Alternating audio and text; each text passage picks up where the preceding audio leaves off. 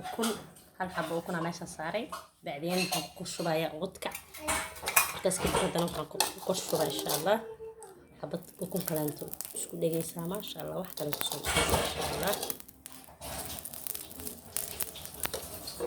markaas tii kale wata haddana korka ugu shubayna oo ku gudbinayna insha Allah oo ugu soo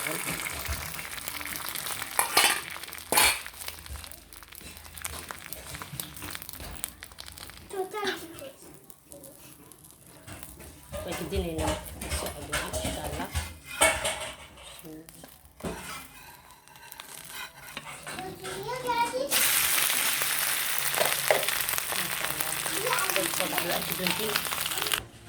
asxaabta waka ukunti iyo maxay oodka isku sameeyna saas ku soo baxay oodka iyo kaligiisana waka maalinkan insha Allah ana oodka sameeyna aan isku gelin doona insha Allah biidnillah. Assalaamu alaykum warahmatullahi wabarakatuh. Subscribe ku biidnillah.